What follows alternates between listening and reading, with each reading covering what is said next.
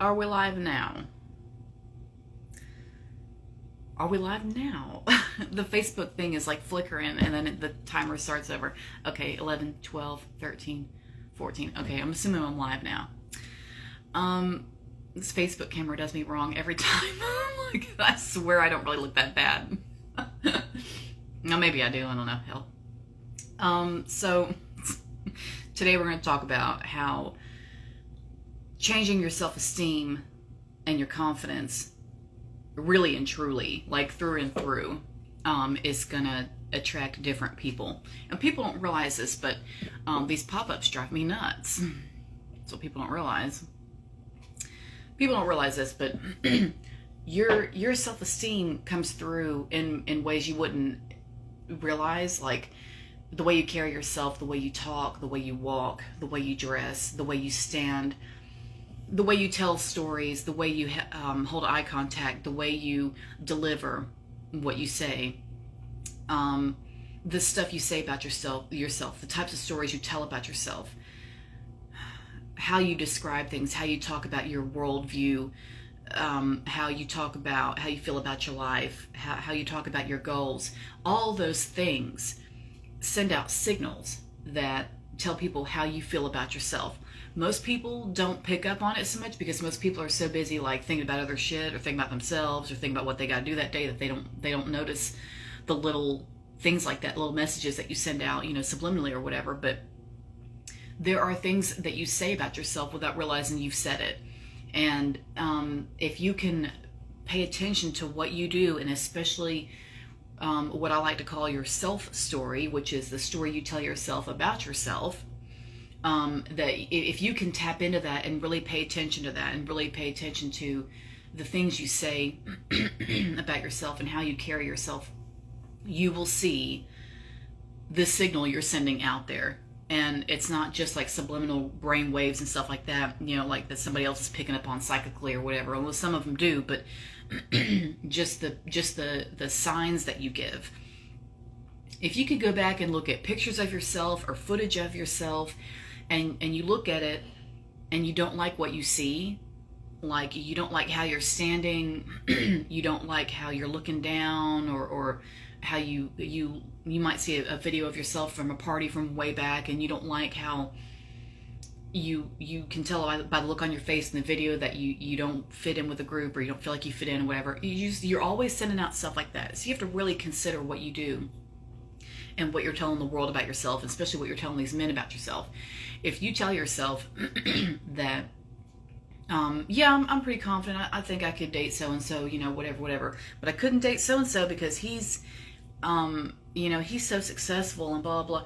That's where you need to stop, because when you tell people that, when you talk about yourself like that and you tell people like what your limitations are, that's really, it's stopping you in a lot of ways, energetically, subliminally, psychologically, psychically. You're stopping yourself from achieving that or having that person, and you're also telling everybody else what you think you deserve and where you think your limits are.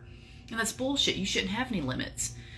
There's girls that don't know how to do shit, that can't even start a damn wash machine, and they marry men who are athletes, famous athletes or whatever, like prestigious people, and it just makes you wonder, well, what the hell is she doing with him? She didn't believe she had any limits. That's what it was. She put herself in the place where he was, and they met, and that's just how it went. Or maybe she didn't do it intentionally, but the reason she didn't say no to him and cower and back away is because she didn't think she had any limits, and she didn't think he was too good or too above her.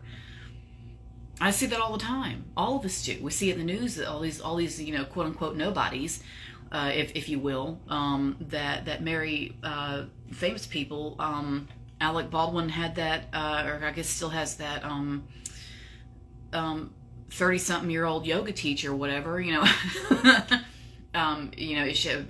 nobody knew who she was until she got pregnant by Alec fucking Baldwin. And now it's like, oh, okay, I forgot her fucking name, but anyway, at the time I knew. I've forgotten since then, but there's plenty of 30-year-old yoga teachers. She's just one of them. But you know, if you think Alec Baldwin is important, you know, she got him, and he's been on TV as long as I've been alive. So you know, it's just you can't, as long as you tell yourself you can't have somebody, that's what it's going to be. And when you act that way, and because I want you to pay attention to how you tell stories. That's one thing we can look at, is how you tell stories. If you can if you can listen to yourself tell a story to somebody, especially a story about yourself, something that happened to you, or something that you handled, or a reaction you had to something and what you did in response, or things like that, just like a story that you tell about you. And I want you to listen to how you tell that story. I want you to listen to how your voice sounds. I want you to listen to the ideas and the feelings, the ideas that go through your head as you tell that story. I want you to pay attention to the feelings that go through your body when you tell that story. The feelings that go through your body especially are important, because your nervous system is showing you whether or not it's reliving it and how it's reliving it. You know what I mean? Like, you don't want your nervous system to relive some story that you're telling, and unless it's a good thing, you know, but especially if you're telling like a somewhat negative story about yourself, something that happened to you or something that went wrong for you or whatever, the way you tell that story, but especially the emotions and the feelings and the physiological feelings that go through you as you tell that story, I want you to pay attention to how your nervous system relives that story. If you tell a story about something and you start feeling uptight, or you start wanting to cry, or you start feeling shaky, or you start feeling a little bit flashback, you know, or you start feeling nauseated, or you have a sick feeling in your body, you know, anything negative like that that's making you feel bad as you're telling this story about yourself, this is how you need to look at what you're sending out into the world, and what you're telling the world, that where you are, you know what I mean, like what your level is, and how you're feeling about yourself. Or especially when people ask you a question about your accomplishments or your character or something like that, and they know that you should have a positive answer because they see positive things in you and they're wanting you to say it, you know, and you can't do it, or you shut down or whatever. That's important. You need to look at that, because you're putting that out there in the world, and you're showing people through your behavior and what you say that you're not ready to be loved, and you're not ready to level up, because you don't see that you deserve it. And you have got to start seeing that you deserve this shit. There's a lot of times when I tell clients, look, you know, your low self-esteem got you in this situation, but at the same time, so it's kind of your fault, but kind of not, you know, like at the same time, you need to understand that you deserve better, because that's the other reason you got into this situation. The self-esteem was telling you that you don't deserve anything better than him, than this piece of shit. Well, really you do, but you have to stop and tell yourself that, and it's hard. I'm not telling you that it's going to be done overnight and shit like that, because it's not. But you've got to start somewhere. And my advice usually is to start with like small acts of self-respect, self-respecting things, doing simple things for yourself that matter, resting when you're tired, planning a weekend for yourself, eating something that's delightful to you, drinking a glass of wine, watching your favorite movie after a good meal that you've cooked for yourself. You know, just little simple things where you self-respect yourself and treat yourself to little things like that, just out of self-respect. If you can do that and start with that, I would say that if you build on that, you can start to do real shit and make big moves, and make big business moves, or big education moves, or big job moves, or big relationship moves, whatever. You know what I mean? Like, but you can start little with the self-respecting stuff, and that will show you that it's okay to do that. It's okay to respect yourself. And if you can get to a point where you think it's okay to respect yourself, you can get to a point where you think it's okay to love yourself. If you can get to a point where you think it's okay to love yourself, you can get to a point where you think it's okay for somebody else to love you properly. And then you can start moving up. You know what I'm saying? But you just have to, it takes time and it takes effort to get there. But if you really want to change your life and really want to, you know, be the new version of you or what have you, you can do it. But you just have to, you know, start small. But pay attention to the body language you have and the things you say about yourself. And of course, for narcissistic partners especially, you know, or somebody who's pursuing you, who is a potential partner who happens to be a narcissist and you don't realize it yet, If he will ask you a lot about yourself, a lot. He'll play what I like to call play 25 questions. He'll ask you a lot of questions, really, really investigate, and he's gonna make it sound like, you know, you're this real interesting person. Well, you are interesting, you know, but I think you are, but you know, he's gonna act like you're the only thing on his mind, and he's gonna find out everything about you because he just adores you so much. That's not it.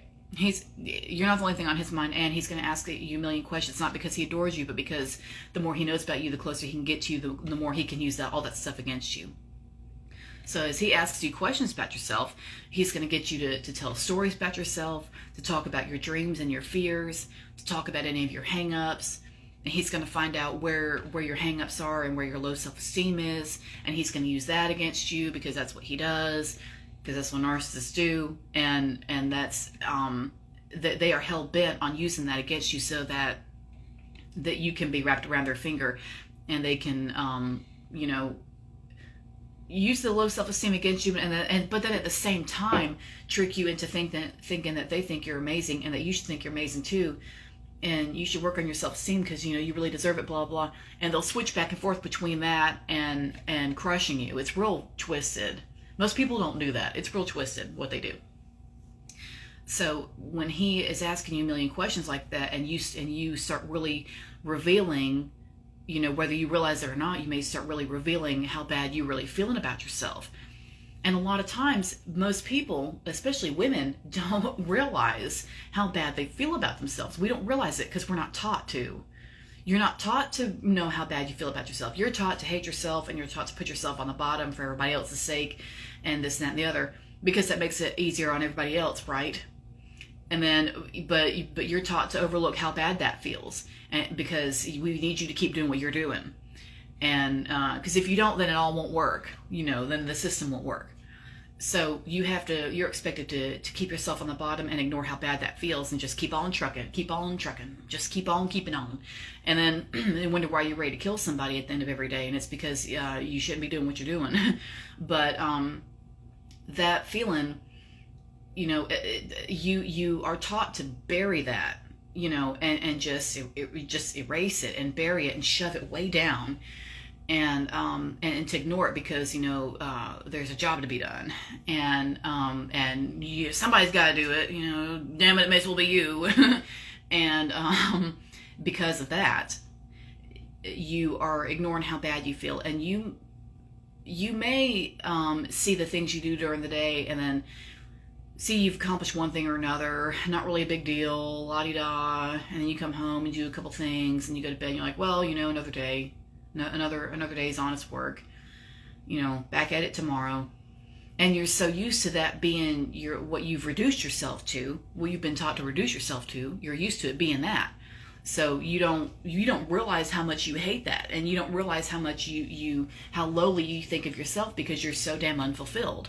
For example, that's just one example, but so when you really investigate your feelings, and you investigate how you're feeling about yourself and what you've done with your life, or what you're having to do, and what you wish you could do, and what you think you can't accomplish, and all those things, and you sit there and start hating yourself, or you realize how much you hate yourself because you think that you can't do that, and you think that your life is just what it is, and, you know, you just got to suck it up and keep doing it because everybody needs you. Well, that end part is true. Everyone does need you.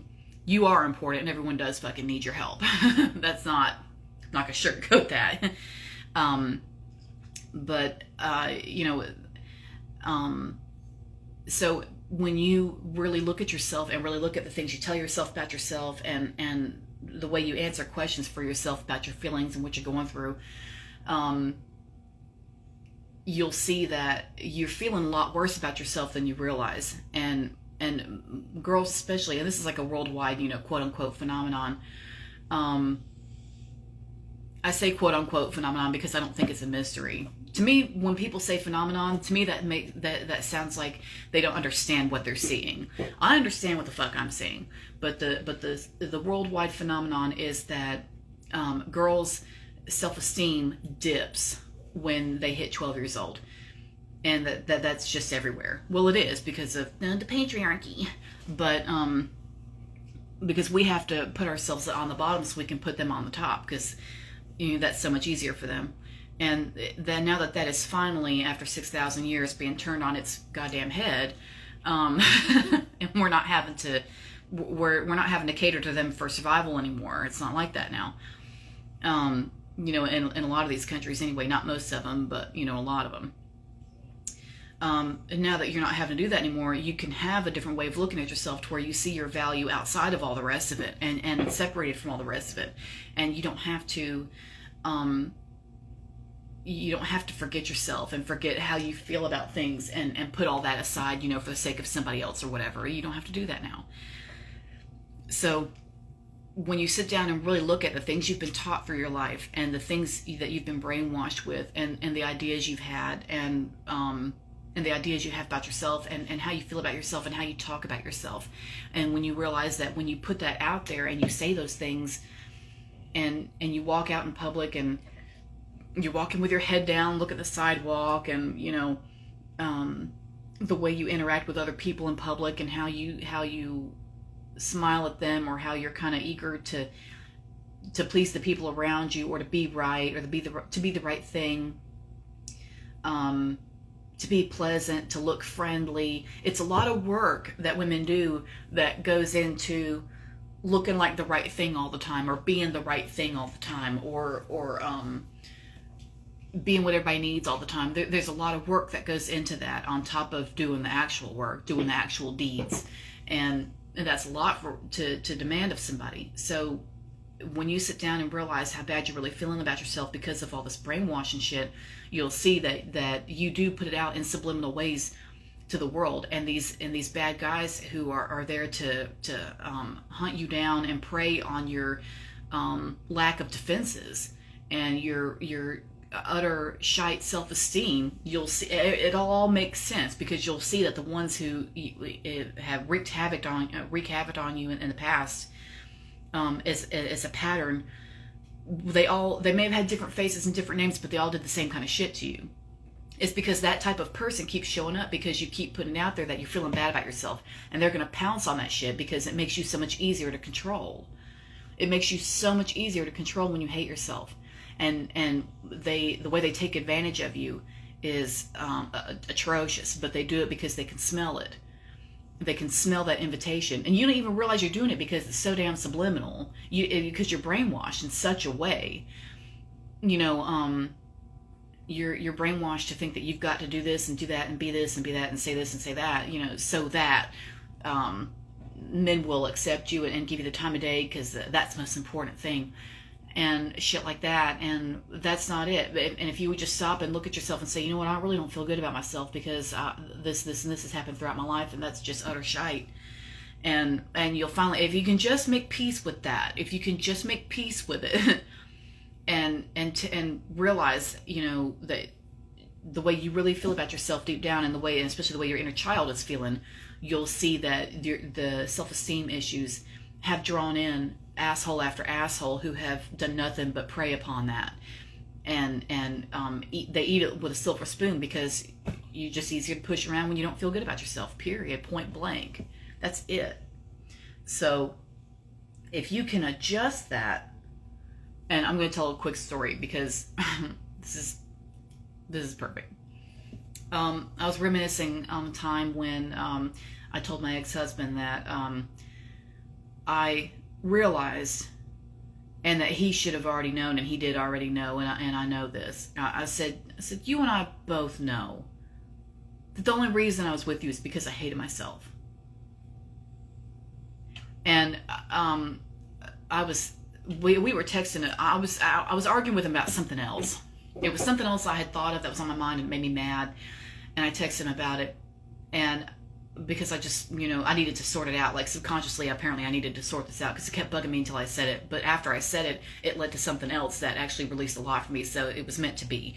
The conversation was meant to happen. It was unbelievable. But what happened was, I was arguing with him about something that I thought he owed me back for, because I got to think about it, and it bugged me, and I messaged him about it, and he said, well, I don't owe that because blah, blah, blah, blah. And I said, no.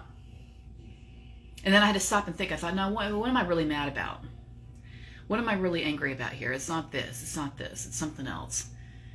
And I just asked myself questions until I got to the bottom of it. I thought, no, what's really the issue here? And I thought, it's not that. It's not needing payback for anything, because I don't need that. I'm mad because he took advantage of me when I had low self-esteem. That's what it was. That's what it was. And I thought about it, and I just let it sink in, because I let it sink in. I thought, yeah, I'm pissed off because the way he used me when he knew I hated myself and I wouldn't say no. And I had no boundaries. And he knew that, which is why he got everything out of me that he got out of me. That's why I'm angry. You see what I mean? It's like you go down through the layers, you know what I mean? So after that, I thought to myself, and I was like, all right, so what am I going to say now? I'm not going to argue about the thing I wanted, because I don't really want that. That's not even it. I'm realizing now it's something else. I want something else. What do I want here? I want final freedom from this situation and from him and from hearing from him. How do I do this? What do I say that is going to bring me liberation for myself? What do I say for myself here? And then I said, you know what? You and I both know I was with you because I thought I couldn't get better than you. We both know that. It's because I hated myself that I wasted my time with you and that I associated with you and I even looked at you. It's because I had zero self-esteem and I thought I'd never get anybody better than you. Period. We both know that. Don't play stupid. And he danced around it because to him, he is all healed up and he's good to go and he's figured himself out and he's got it all figured out. And the rest of us are just playing catch up. And that is really what he thinks. That's really what he thinks of himself. And he didn't believe me when I said it to him until he had to have one of his fucking friends say it to him. I said, oh, well, I'm glad your friend, you know, who doesn't have to go to bed with you to keep the peace, agrees with me. Shit. So, but I said, we both know. And he just kind of like danced around it and he doesn't soak in what I say. He doesn't soak in what I say. Oh my God. So when I said that, he danced around it and I said, I said, you know what? I was with you because I hated myself and I don't have that problem now, which is why I got you out of my life. And I'm releasing this. I'm done with this. I'm releasing this. I'm over it. And this is healing for me and I'm releasing it. And this is done. This is done. And I wasn't going to say anything else after that because I had no intention of keeping communication after that. Because I finally said what I've been waiting to say for a long time. And I didn't. I held it in. I thought, no, I'm not going to tell him that. I'm not going to tell him that. This information is just for me. And I thought, nah, this information is for him, for me, for anybody that needs to hear it. And so that's when I texted it to him and I said, nah, I was with you because I hated myself and had low self-esteem and you know that, which is why you got everything out of me that you did. And you knew what you were doing. You're not stupid. Don't play stupid, Brandon. Don't play stupid. Don't. You know, I was really handing it to him because I'd had enough. I'd had enough of how I felt about it and I'd had enough of him, you know, just like the way he got by with shit. And I just thought, no, I'm letting this go. I'm letting this off my chest. I'm letting this out of my damn energy or whatever. I'm letting it go. And I did. And that was one of the most liberating things I've ever done for myself. That was that was unbelievable, that move I made. That was such a big maneuver for me. And people don't realize that. When you make peace with who you were at that time and you accept that you let shit happen to you and you let these guys into your life because you hated yourself and thought you couldn't do any better, you will, if you can just accept that about you, that was the shape you were in. That was the state you were in. That was just who you were at that time. You may not be now and you never will be again, you know, if you treat yourself right, but just at that time, I had to accept that I was feeling rock bottom, and I took him because I thought I couldn't do any better. And I learned my lesson. Had my ass handed to me. I learned my lesson about it. So that's how that went. And then he responded, and I swear to God, he says, he responded and he says, well, as I said, I'm always going to be here to help you. I'm always going to, I can't repay you with what you need, but, I'll always help you otherwise, blah, blah, blah, blah, blah, blah, blah. Me. So, and I don't know, I couldn't tell you the times that me and him had conversations or arguments where I was trying desperately to explain something to him about myself so that he would understand me and have some fucking wherewithal. And he would override all of that with turning it into something about him. And he did that countless times. I don't care what his damn friends say, and I don't care if they see this video. I don't give a shit. Y'all didn't have to go to bed with him to keep the peace. I did. So you're not going to understand it anyway. And the reason I was with him is because I hated my fucking self. So I don't hate myself anymore, so I got out of there. I realized I couldn't take it anymore, and I didn't want to feel that way anymore, so I left. Period. Some of it had to do with him, some of it didn't. But I left nonetheless, and I don't feel bad about it. I don't feel bad about making my life better and getting better men in my life. I don't feel bad about that. I have to either choose his happiness and his contentment and his ego or mine. Who do you think I chose?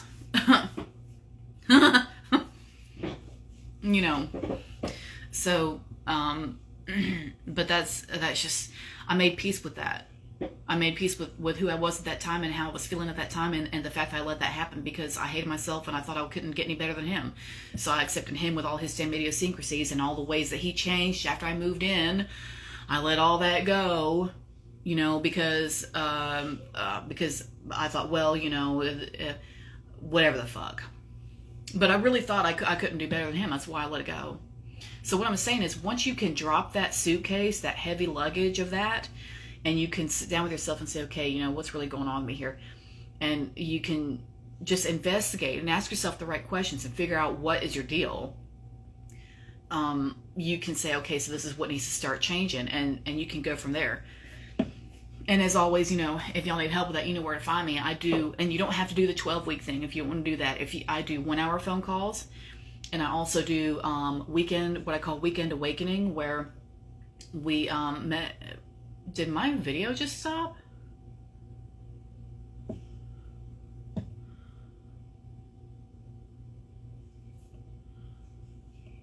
Oh my god, my Facebook video just stopped. What the hell? Your live video has ended? Well, shit, I didn't... I guess I'll just start another one. Okay.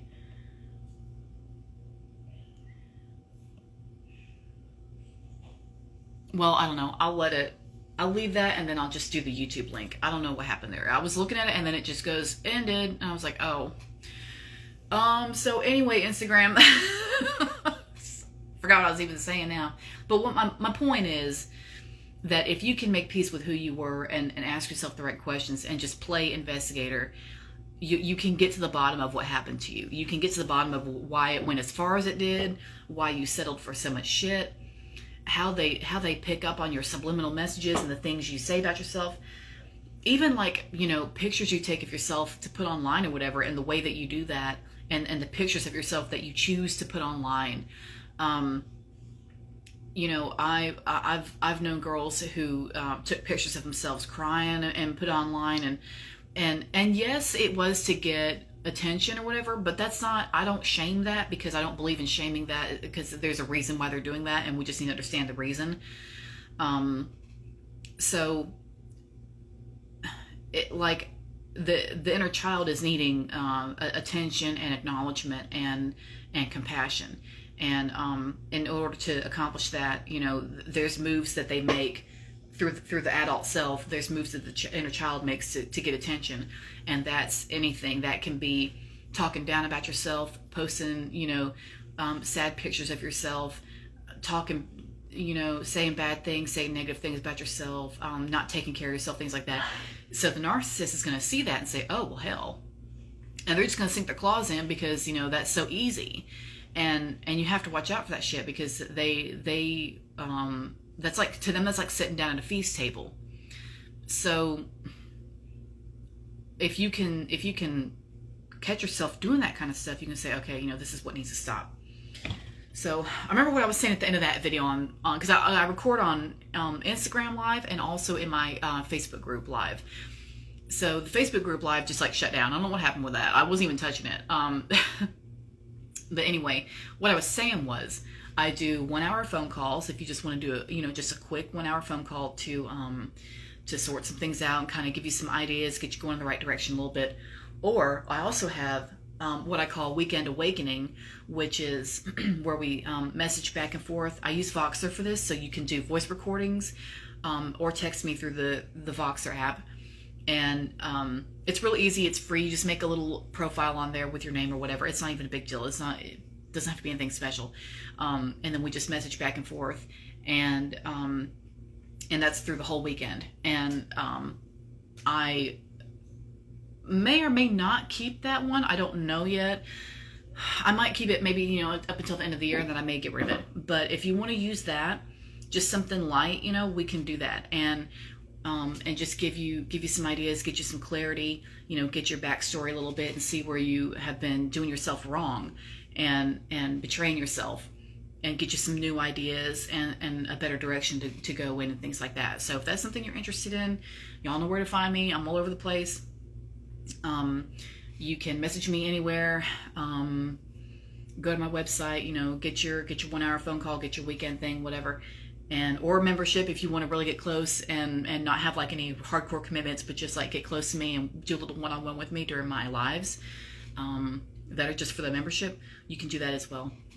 And that's it. So I'm just gonna leave it at that. I just figured that was something that needed to be said, and something, especially the story time, because that's that clarity and the freedom that it brings to realize that. I would even say it brings even more freedom if you can say it to their face, to be honest, because saying it to him, even though he did that thing where he like rose above it and said, "Oh, well, I'll always be here for you. I, me. I didn't care about any of that. Like, I didn't care. That meant nothing to me. But because I wasn't saying it to hear his response. You see what I mean? Like, it wasn't about that. I was saying it for me. And I was saying it to liberate myself, especially liberate, the old self, and to liberate my new self from that old story and that old realization of what I was and who I was and what I was allowing for. I freed myself from all of that just by saying it out loud, and for somebody to hear it and see it. And even though he doesn't ever soak in anything I say, because if he did, he would have quit talking to me on Valentine's Day when he texted me out of nowhere talking about Happy Valentine's Day after I had 6 months after I had left. And I sent him, and when he texted me on Valentine's Day, I sent him a paragraph in response, telling him that I was not part of his life to stay there and ride off into the sunset with him and all that other shit. I'm not in abidance. I'm there to learn about myself, to teach him about his self, and to do the lessons and do the purging and to fuck off and get out and leave and go on to my next thing. I'm not there. I don't stick around. I don't do that. That's not my job. I'm not meant to be somebody's wife sitting at home cleaning up after him, scrubbing his shit stains out of his underwear. That's not my job. I'm made for a bit more than that. No offense to the women who do have to do it, but what I'm saying is I don't stick around. I'm not going to settle in. And I had to accept that about myself. Do you know what I mean? Like, I had to accept that was who I was. And so leaving him and leaving it behind and starting fresh and being a whole new me and being a fresh version of me was unbelievable. And I have grown in leaps and bounds since then, after the things I've been honest with myself about myself. But the honesty with myself is the leading factor in the growth, because I accepted what level I was on at that time, who I was, what I was willing to take, and why, and I had to make peace with that before I could say, okay, so now, all right, what do I need to change? And that's like the only way I was able to do it. So that's today's message.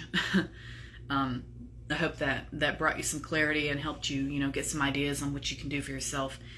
And the last thing I want to say about this is that I don't want you to feel shame over any of this stuff. I don't want you to feel shame over realizing these things about yourself, or trying to face it, or trying to make peace with it, or any of that kind of thing. You don't have to do that. You don't have to feel shame for any of that. It's not even like that.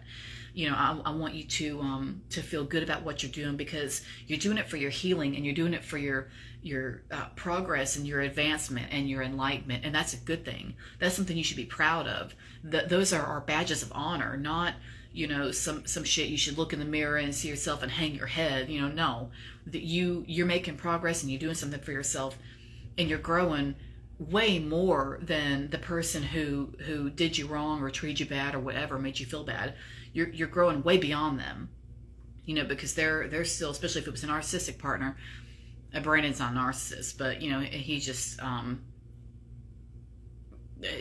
needs, you know, he needs just as much work as everybody else does, except that he's in denial of it. I'm not in denial of myself and my work. But if you can have enough compassion and enough forgiveness towards yourself to be honest with yourself and forgive yourself for things, you will open up so many doors you didn't even know were there. Really, really and truly. I would not talk about this stuff if I didn't think it was real, y'all. Like, I mean, I am just speaking from experience. Like, most of the shit I say, I am just speaking from experience. But I say this because I've done it with myself, and it's worked on me. So that there's no reason why you can't be honest with yourself and love yourself and have compassion for yourself and grow just as well. So that's that for that message, that video. If you're in my Facebook group, I'm going to upload this to YouTube and post the YouTube link in the group so you can like see the rest of the video. And that's it. So thanks for sticking around, and thanks for hearing me, and I hope that helped. And I'll see you next time. All right, bye.